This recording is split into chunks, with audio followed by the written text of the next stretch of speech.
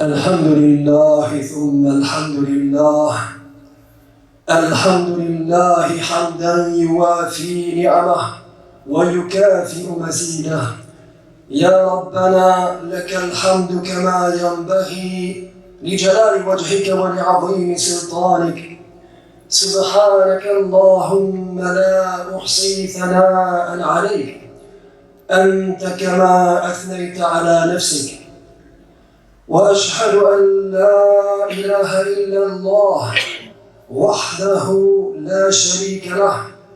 وأشهد أن سيدنا محمدًا عبده ورسوله وصفيه وخليله، خير نبي أرسله الله إلى العالم كله بشيرا ونذيرا. اللهم صل وسلم وبارك على سيدنا محمد صلاة وسلاما دائمين متلازمين إلى يوم الدين. وأوصيكم أيها المسلمون ونفسي المذنبة بتقوى الله تعالى.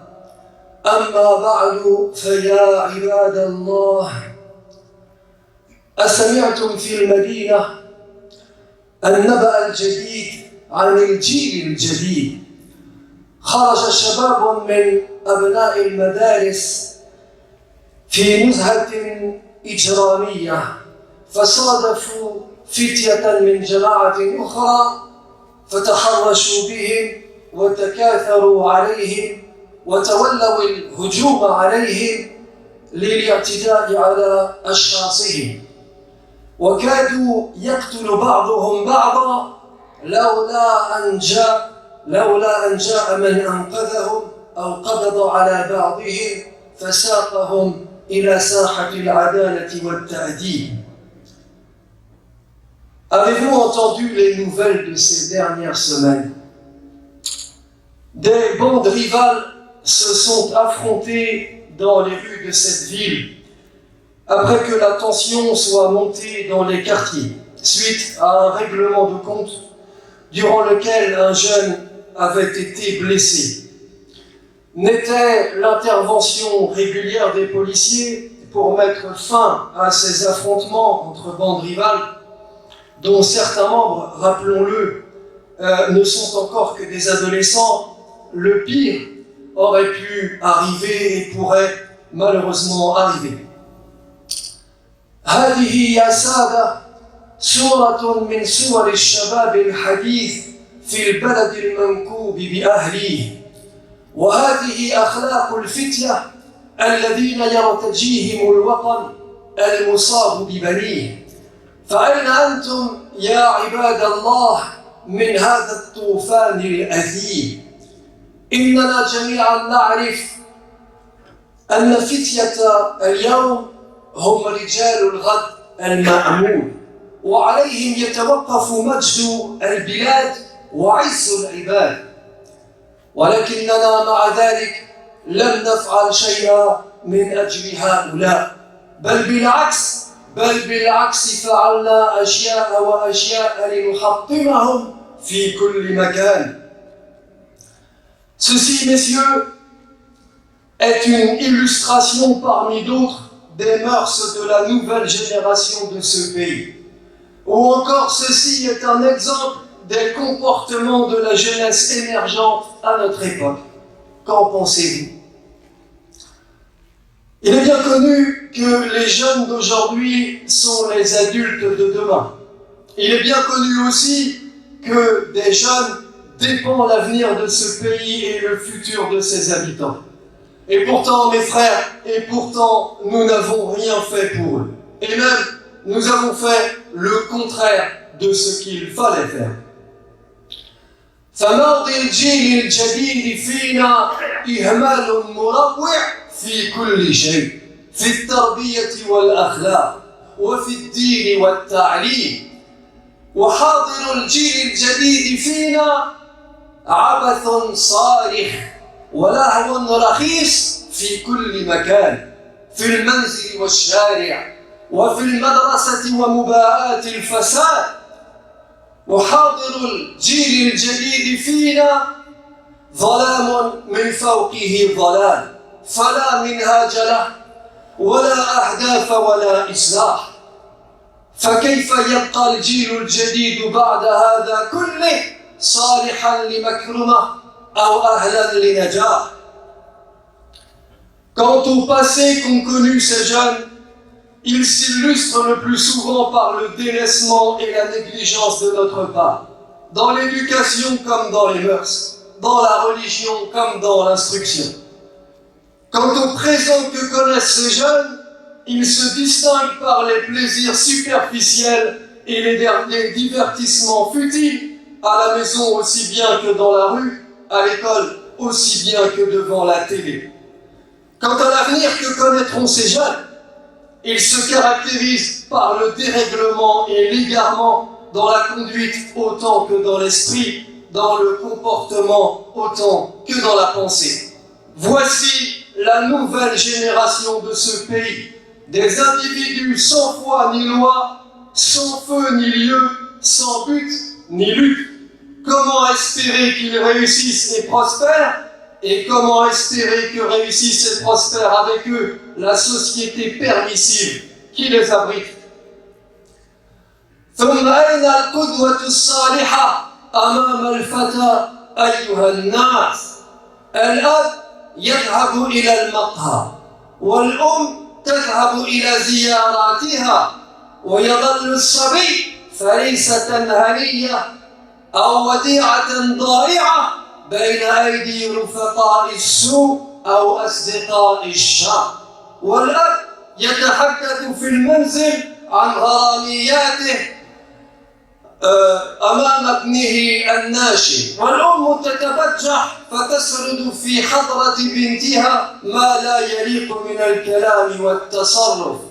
والقدوة السيئة تراها واضحة من الأب والأم والأخت والأخ الأكبر، فالأب سكير عربيد والأم متبرمة مستهترة والأخت عاشقة مفتونة والأخ الأكبر مفترس مستبد والناشئ المسكين بين هؤلاء الآثمين جميعا ريشة ضعيفة في الهوى تحركها الريح كيف تشاء فكيف لها بالسلامة أو النجاة.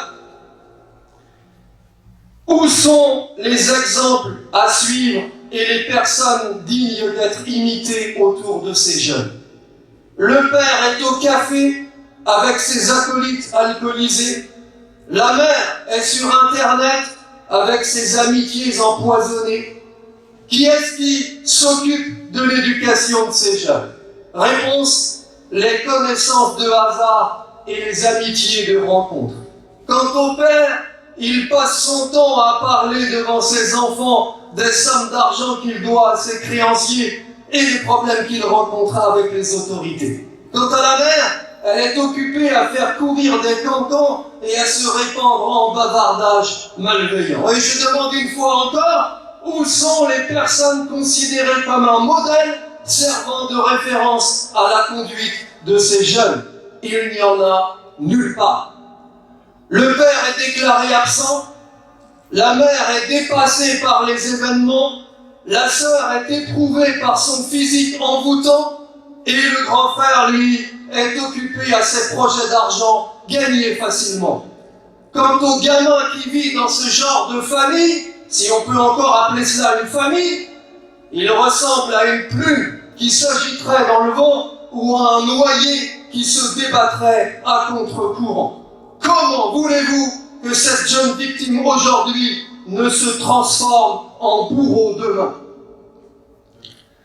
وليس أمام الولد بعد هذا إلا ضيقه بالبيت وعدم احترامه لوالديه وهجره للمنزل وتعوده السهر مع رفقاء السوء وأصدقاء الشر حتى يعود آخر الليل مخمورا أو مسؤولا أو أثيما. ومن هنا ينشأ الولد بلا رابطة قوية تربطه بأسرته أو بوالديه، فإذا ما كبر تمرد عليهما ولم يحفظ لهما واجباهما. وكما قالوا قديما: أنت لا تجني من الشوك العنب.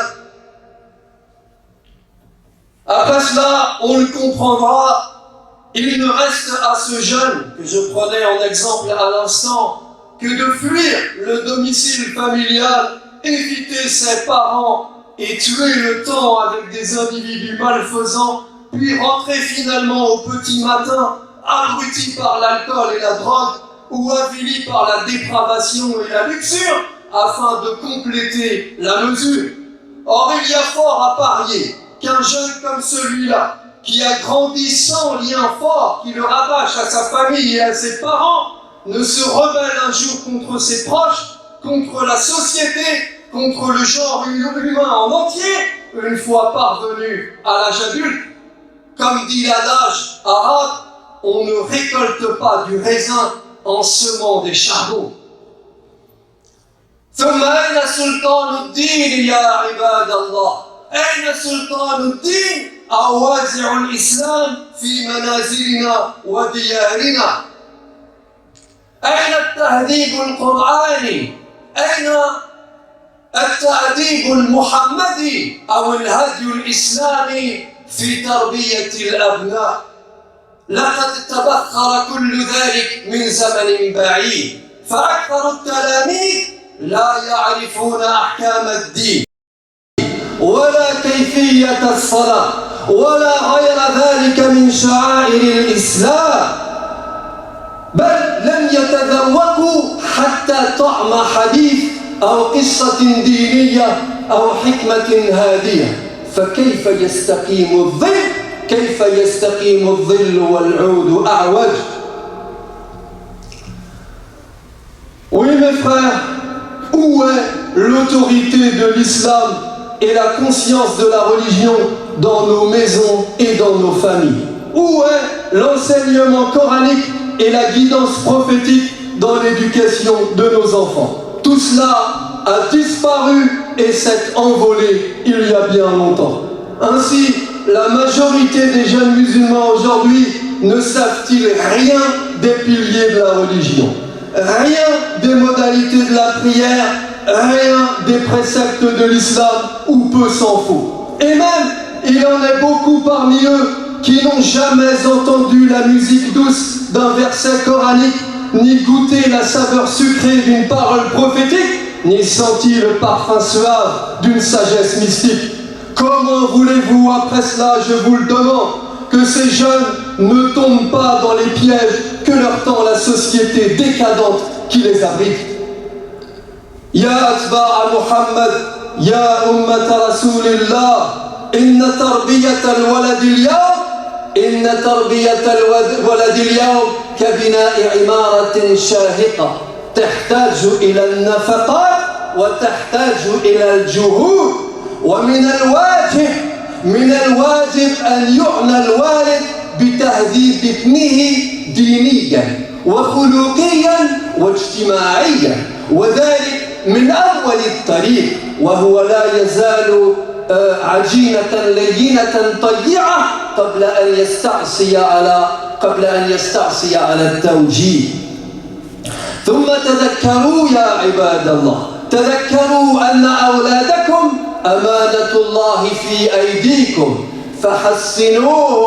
حصنوهم بحسن الله المنيع، واحفظوهم من مهاوي الإثم والضلال.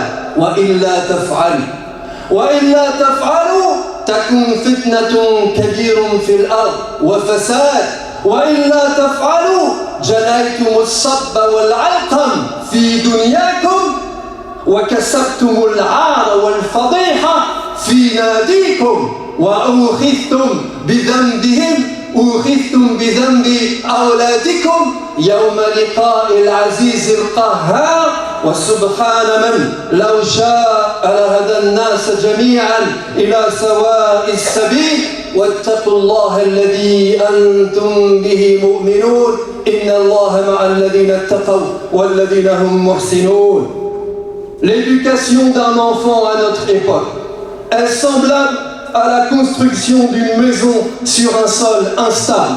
Elle demande patience, argent et effort. Je dis donc ceci, il est du devoir de tout parent de donner à son enfant une éducation religieuse, morale et civique dès le plus jeune âge, alors que le ciment de l'enfance est encore malléable et n'a pas encore durci, car sinon il est trop tard pour le travailler, et le pilier dans lequel il est coulé ne résistera pas à l'instabilité du sol où il est fiché. Rappelez-vous toujours, mes frères, que vos enfants sont un dépôt que Dieu vous a confié et dont vous êtes responsables. Faites en sorte que la religion de Dieu serve de support et de base à vos enfants et assure leur stabilité. Faites en sorte que l'islam leur serve de pilier contre le péché et contre l'égarement. Si vous ne le faites pas, vous récolterez regrets et pleurs dans ce monde et serez repris pour les péchés qu'auront commis vos enfants le jour où vous rencontrerez Dieu, le roi du jour de la rétribution.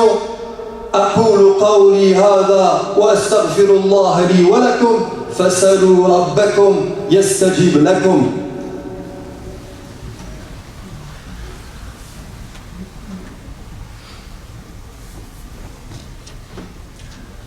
الحمد لله حمدا كثيرا كما أمر وأشهد أن لا إله إلا الله إقرارا بربوبيته وإرغاما لمن جحد به وكفر وأشهد أن سيدنا محمدا عبده المصطفى ونبيه المجتبى ورسوله المرتضى. عباد الله اتقوا الله فيما أمر وانتهوا عما نهى عنه وزجر وأخرجوا حب الدنيا من قلوبكم فإنه إذا استولى أسر. واعلموا أن الله أمركم بأمر بدأ فيه بنفسه وثنى بملائكة قدسه فقال عز من قائل عليما إن الله وملائكته يصلون على النبي يا أيها الذين آمنوا صلوا عليه وسلموا تسليما. اللهم صل على سيدنا محمد وعلى آل سيدنا محمد كما صليت على سيدنا إبراهيم وعلى آل سيدنا إبراهيم وبارك على سيدنا محمد وعلى آل سيدنا محمد كما باركت على سيدنا إبراهيم وعلى آل سيدنا إبراهيم في العالمين إنك حميد مجيد. وارض اللهم عن الخلفاء الراشدين ذوي القدر العلي والفخر الجليل أبي بكر وعمر وعثمان وعلي وعن سائر الصحابة والتابعين ومن تبعهم بإحسان إلى يوم الدين. اللهم اغفر للمسلمين والمسلمات والمؤمنين والمؤمنات الأحياء منهم والأموات وألف بين قلوبهم يا رب العالمين. اللهم هذه حالنا ظاهرة بين يديك وأمرنا لا يخفى عليك. أمرتنا فتركنا ونهيتنا فارتكدنا ولا يسعنا إلا عفوك وكرمك فاعف عنا واغفر لنا وارحمنا أنت مولانا فانصرنا على القوم الكافرين. اللهم تولنا وعبادك في هذه البلدة وسائر بلاد الإسلام بعين عنايتك وبأتم رعايتك وأبدل عسر هذه الأمة يسرا عاجلا غير آجل وفرج الكرب عن المكروبين ونفس الهم عن المهمومين وأحسن خلاص المسجونين وردنا جميعا إلى دينك ردا جميلا يا أكرم الأكرمين. اللهم ربنا آتنا في الدنيا حسنة وفي الآخرة حسنة وقنا عذاب النار. اللهم اغفر لنا ولوالدينا ولمشايخنا ولأرباب الحقوق علينا ولسائر المسلمين أجمعين. آمين آمين آمين والحمد لله رب العالمين. عباد الله إن الله يأمر بالعدل والإحسان وإيتاء ذي القربى وينهى عن الفحشاء والمنكر والبغي يعظكم لعلكم تذكرون وأقم الصلاة. اللهم اهدنا فيمن هديت وعافنا فيمن عافيت